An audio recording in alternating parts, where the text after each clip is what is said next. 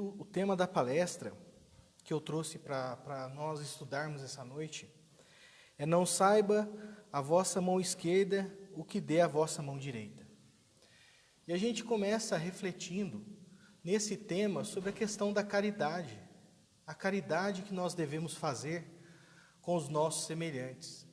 E a gente começa a entender a profundidade desse capítulo e que nesse pequenino tempo a gente não vai conseguir abordar todos os temas desse capítulo, mas que a gente possa refletir nesse momento de Natal que está chegando, da importância de nós fazermos a caridade com os nossos semelhantes.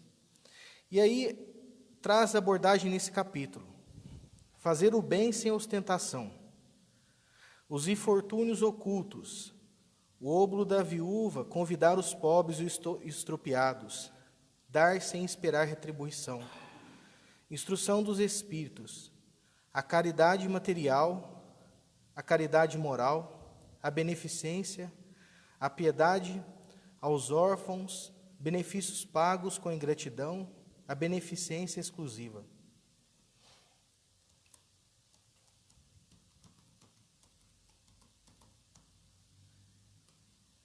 Aí na leitura do Evangelho, Mateus, no capítulo 6, no versículo de 1 a 4, ele traz para a gente no Evangelho: tome cuidado para não fazeres suas boas obras diante dos homens, para que elas não sejam vistas por eles, porque assim não serão recompensados por Deus.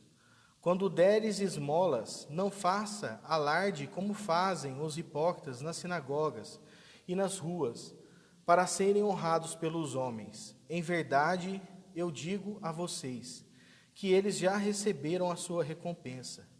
Quando derdes uma esmola, que a sua mão esquerda não saiba o que faz a mão direita, a fim de que a esmola fique em segredo, e Deus que vê o que passa em segredo vos recompensará.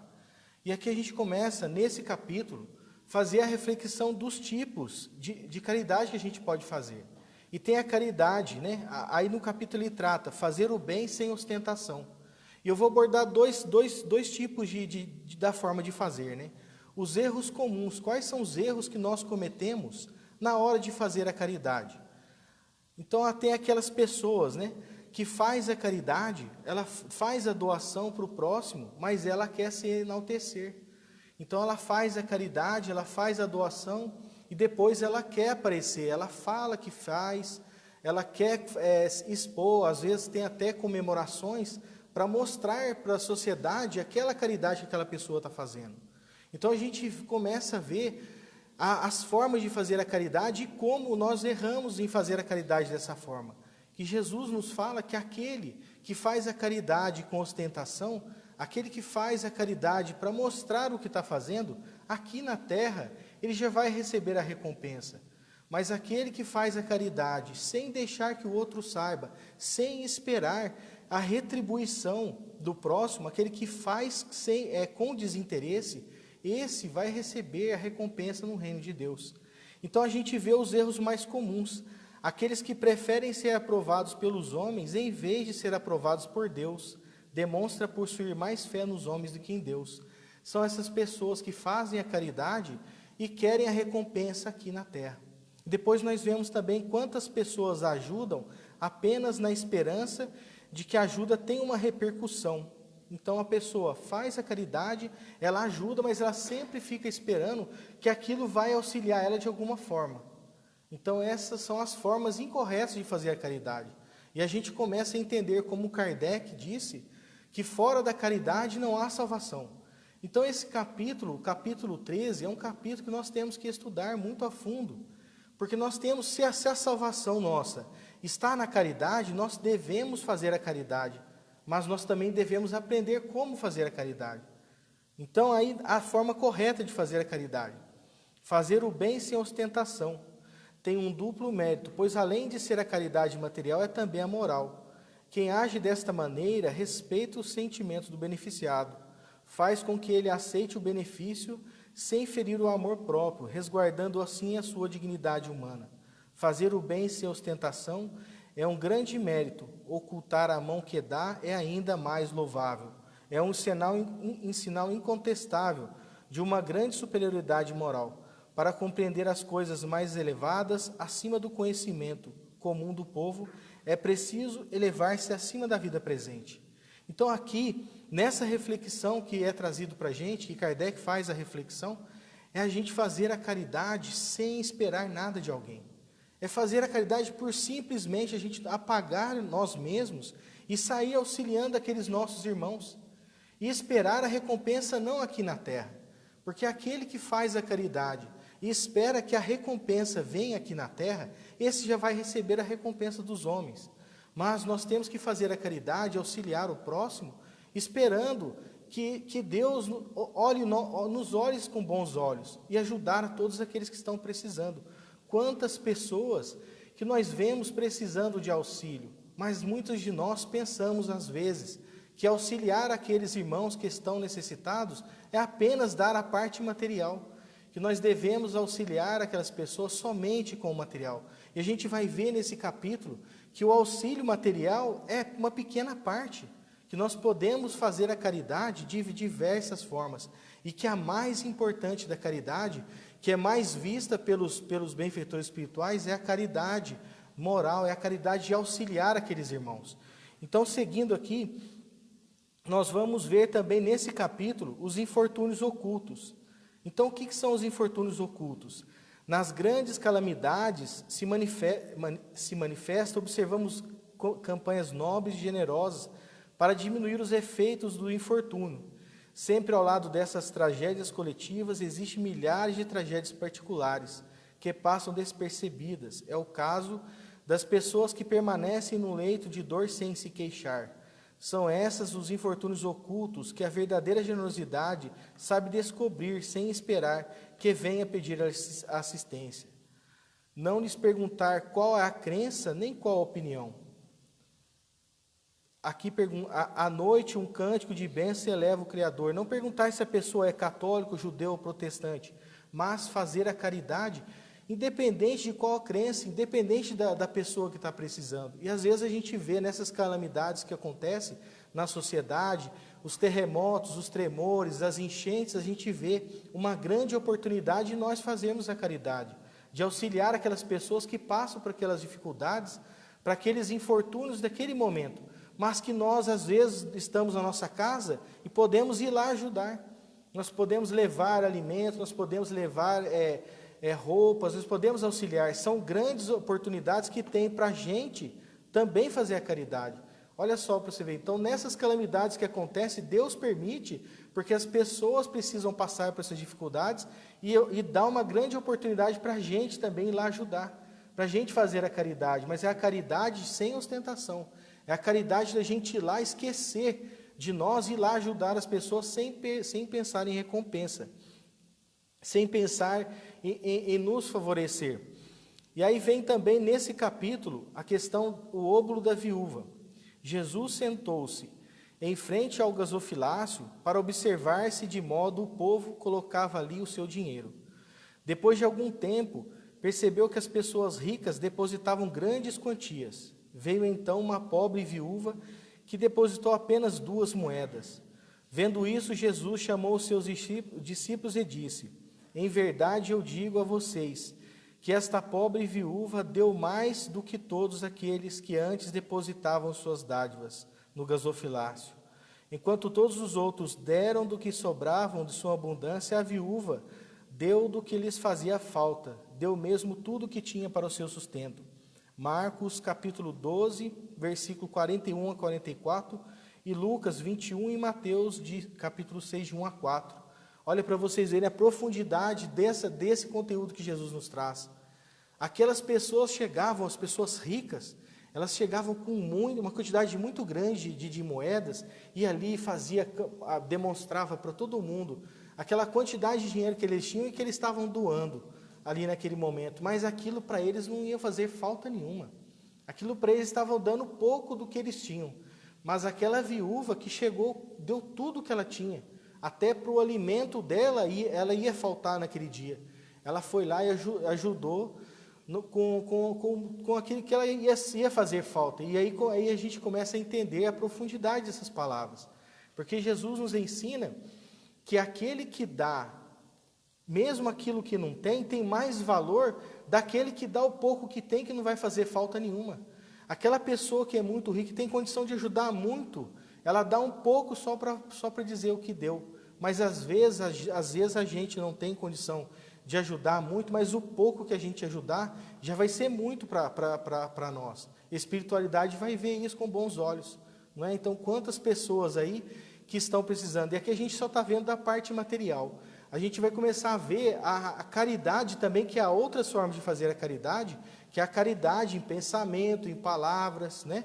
Em ações, que a gente começa a entender que primeiro, para fazer a caridade, nós temos que amar a nós mesmos. Primeiro, começar a aprender a nos amar. Depois, começar a enxergar o próximo como um filho de Deus também. E que nós devemos amar eles mesmo naquela diferença que eles têm.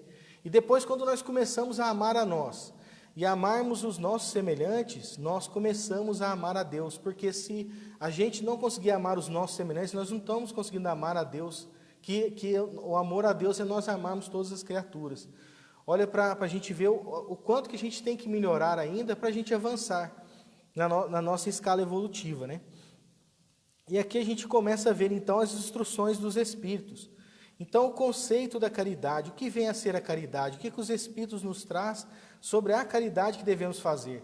Já que a caridade, fora da caridade não há salvação, ou seja, se nós não fizermos a caridade da forma correta, nós não ajudarmos os nossos semelhantes, nós não aprendermos a auxiliar o próximo, nós não vamos receber a recompensa do reino dos céus. Então, Kardec fala que a caridade é o mais importante. Não importa se a gente é espírita, se a gente é protestante, se a gente é judeu, se é católico. Não, no mundo espiritual, não vai perguntar para nós qual o título que nós tínhamos, qual a religião que nós tínhamos, mas vai perguntar a caridade que nós fizemos para o nosso próximo, quantas lágrimas que nós conseguimos secar dos nossos irmãos. Então, o que vai importar para nós é a caridade. E aí tem essa questão que, às vezes, a caridade material, talvez, da forma que a gente der, nem vai valer. Se a gente fizer a caridade material e também não souber fazer a caridade material, não vai valer de nada. E a gente começa a entender aqui, com a espiritualidade nos trazendo, que a caridade moral, que a caridade da palavra, do sorriso, de levar bons conselhos para os nossos semelhantes, a caridade dentro do nosso lar, dos nossos filhos, com os nossos familiares, a gente conseguir mudar a todas aquelas pessoas que estão à nossa volta, no trabalho, no emprego, essa caridade é que vai ter o grande valor. Porque como que nós vamos fazer esse planeta ser um planeta melhor? Como que a gente espera que a gente chegue num planeta de regeneração, aonde todos são felizes, onde todos fazem o bem, se a gente não consegue fazer o bem nem para nós mesmos? Então, para nós conseguirmos avançar nesse patamar evolutivo que o nosso planeta Terra vai avançar, nós vamos ter que aprender a fazer a caridade. Nós vamos ter que aprender a amar incondicionalmente os nossos irmãos e fazermos essa caridade moral. Então, o que o Livro dos Espíritos nos traz na questão 886?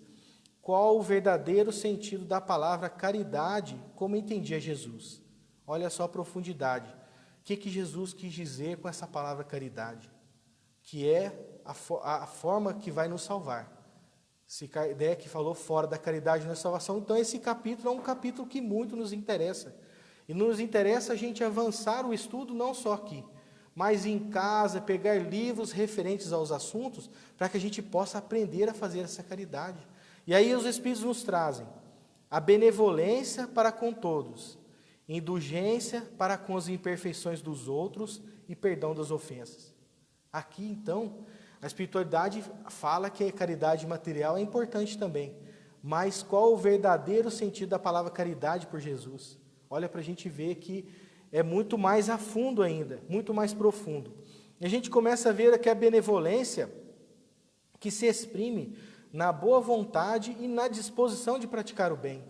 É o quanto a gente está disposto no nosso dia, na nossa caminhada, de praticar o bem. No nosso dia, nós levantamos cedo e começamos a caminhar e decorrer do dia, a gente deita para dormir. Quantas oportunidades durante o dia nós podemos fazer a caridade com aquelas pessoas que estão no nosso emprego, na nossa casa, em turbulência, tumultuado, e a gente deixa passar esse momento de levar alegria, ou às vezes o contrário. A gente em desequilíbrio acorda com o mau humor e a gente começa a levar o desequilíbrio para os outros, né? A gente, além de não fazer a caridade, a gente começa a levar o tumulto para as outras pessoas. E as outras pessoas que vão ter que se aprender, né, fazer a caridade, a ter a caridade com a gente, de saber nos tolerar. Que a caridade também está na tolerância de um com os outros. Porque como nós somos imperfeitos, a caridade é essa tolerância. E a indulgência? A indulgência que é a clemência, a misericórdia para com as imperfeições alheias. Ou seja, nós entendermos as dificuldades dos nossos irmãos, entender que todos nós somos imperfeitos, todos nós estamos ainda no patamar evolutivo muito longe ainda, e que nós vamos ter que ter essa indulgência, e é uma forma de nós avançarmos, porque se nós quisermos avançar para o mundo dos melhores, para o planeta de regeneração que está aí para nós vamos ter que aprender a fazer isso, porque senão a gente vai levar esse mundo que está hoje, tumultuado, cheio de provação, cheio de dificuldades, como estão os nossos noticiários, né?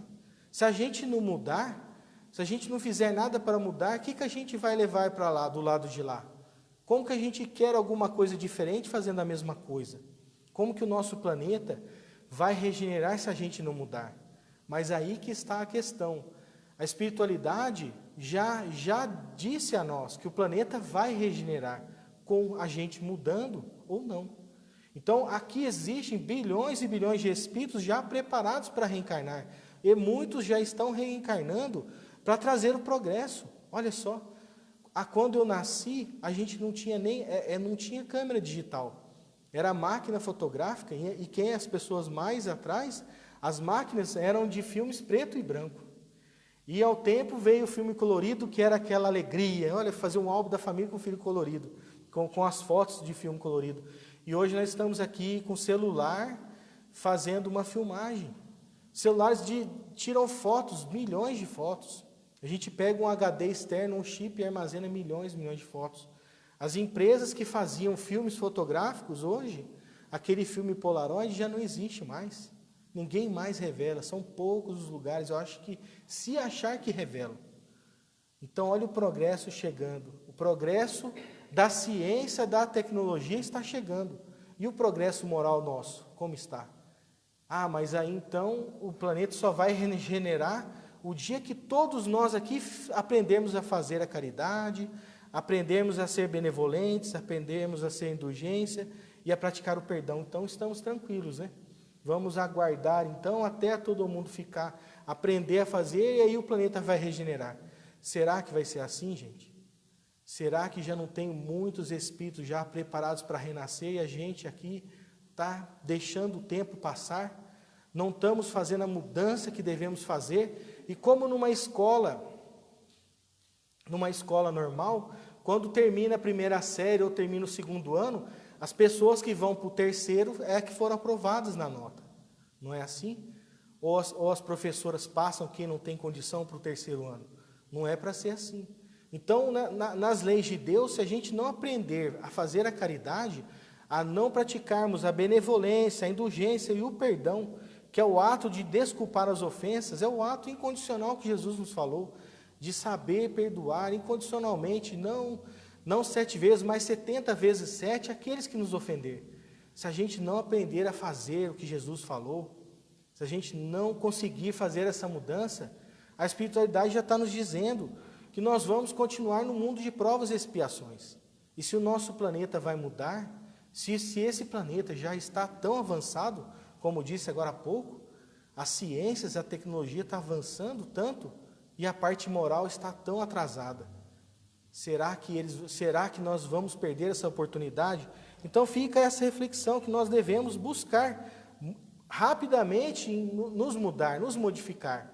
Temos que modificar, independente do que está acontecendo aí fora. Independente das coisas que vêm nos provar, nós possamos ver a grande oportunidade que temos de fazer a caridade, a indulgência. E aqui nós vemos aqui, exercitando-se na caridade, o exercício da benevolência, trabalho em favor do semelhante. Olha só, Se a gente quiser treinar a benevolência, se a gente quiser exercitar a benevolência, é só a gente trabalhar no exercício do próximo. É a caridade material e a caridade moral. Se a gente não tem condição financeira de fazer a caridade material, que nós possamos fazer a caridade moral. Depois nós temos o exercício da indulgência. O que a gente pode treinar com a indulgência? Solidariedade em face das limitações e das fraquezas do próximo, evitando discriminá-lo, caridade moral.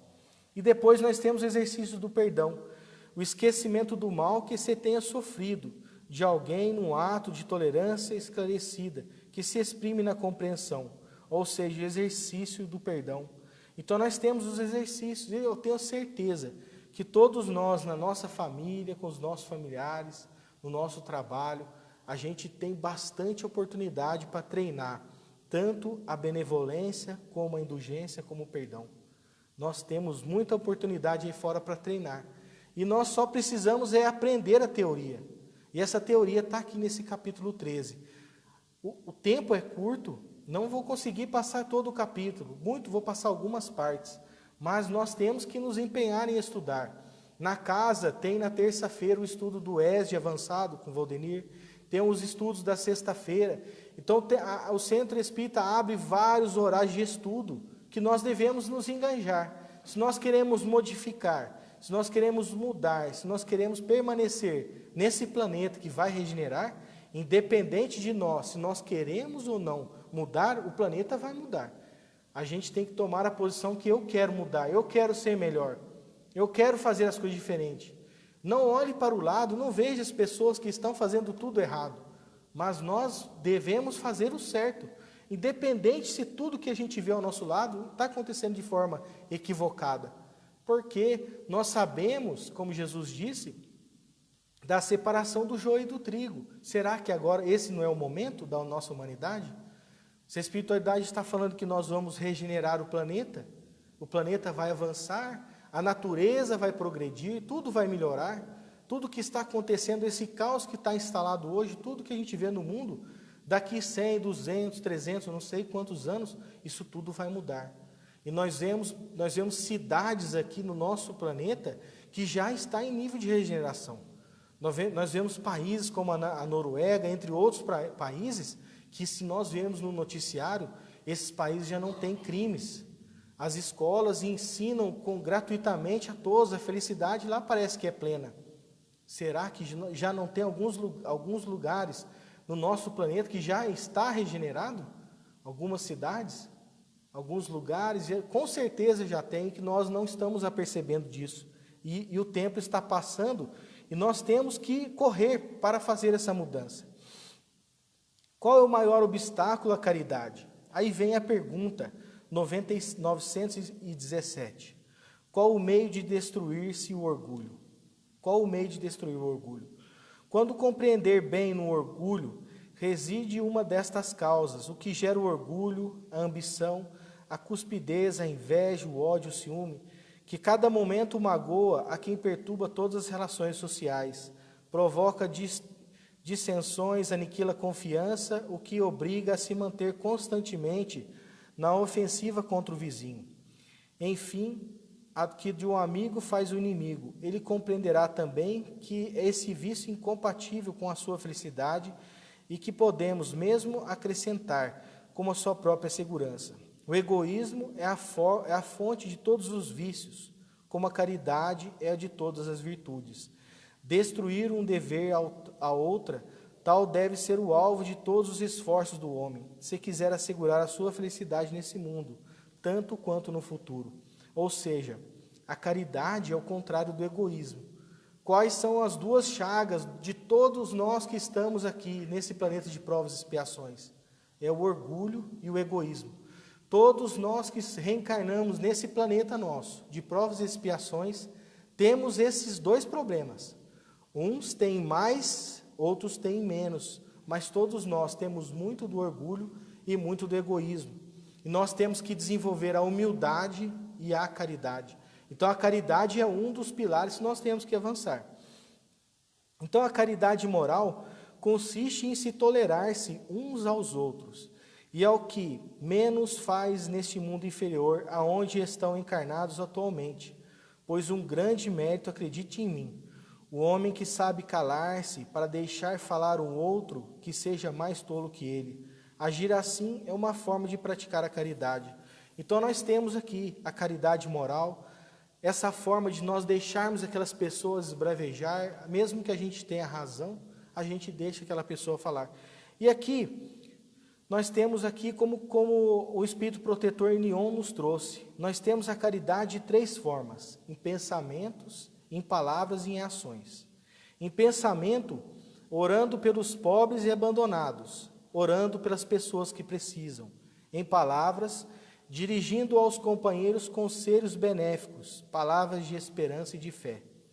Em ações, um sorriso, um gesto afetuoso, dispensar ações, pequenos favores, tratá-los bem como gostariam de ser tratados. Aí traz um outro Espírito Protetor.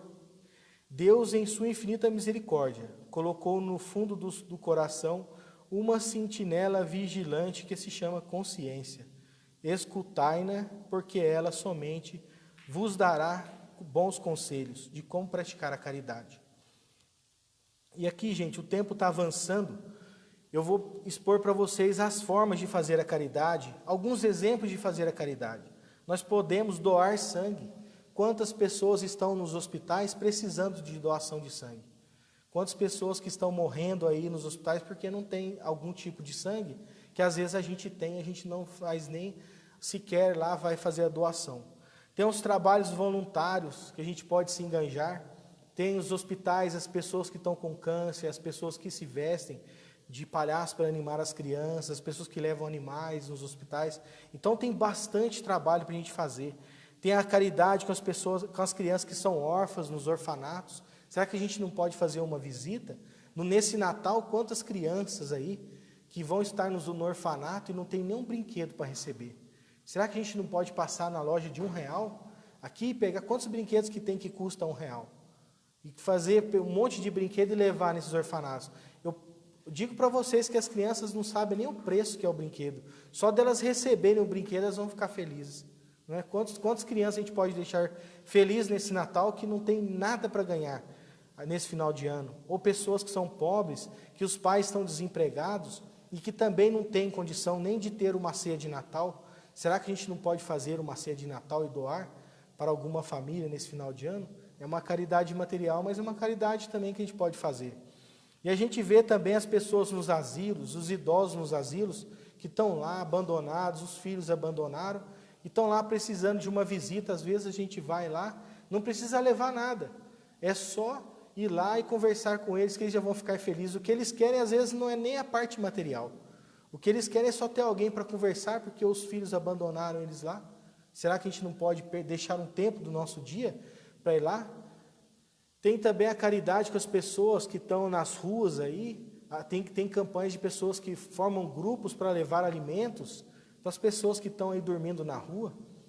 Em Pouso Alegre tem a pastoral que faz esse trabalho, mas aí tem outras pessoas que fazem também. Será que a gente não pode engajar num trabalho desse? As roupas, quantas roupas na nossa casa que estão lá, que a gente comprou, o guarda-roupa está lotado de roupa, de sapatos que às vezes a gente nem usa mais. Será que a gente não pode doar?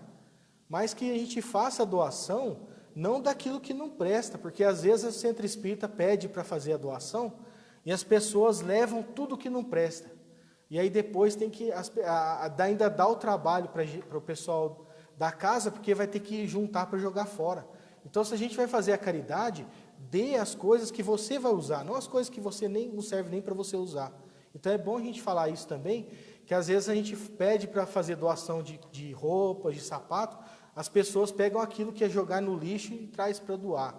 Então, gente, tomar cuidado com isso, vamos fazer a caridade, mas dá coisas boas, que às vezes não serve para a gente, porque a gente comprou uma coisa melhor, mas pode dar uma coisa que está boa, né?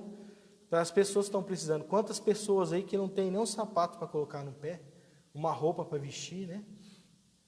Nós temos vários tipos de caridade para fazer. E a mais importante, gente, essas que eu falei são as materiais. Mas a mais importante É a caridade na nossa casa, a caridade com os nossos irmãos, a caridade dos bons conselhos, de saber escutar. Às vezes aquela pessoa que está a ponto de cometer uma coisa errada, e que às vezes a gente só escutar ele, falar para ele que o caminho é diferente, a gente já vai salvar uma vida. Quantas pessoas aí que estão cometendo suicídio, e que os pais não sabem escutar, que os tios não sabem escutar, que as mães não sabem escutar, que os colegas não querem nem saber o problema que ele está passando. E aí, ninguém escuta ele, ninguém está nem aí com ninguém, nesse mundo do egoísmo que a gente vive, e as pessoas estão aí se matando, né? E concluindo, não basta uma virtude passiva, é preciso uma virtude ativa. Fazer o bem é preciso sempre a ação da vontade para fazer o bem. Não basta apenas não fazer nada e ficar indiferentes às coisas que ocorrem.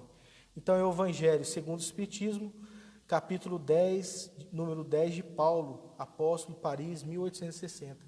Gente, uma boa noite a todos. Espero que todos possam estudar um pouco mais sobre esse assunto. Fiquem todos com Deus. Uma boa noite.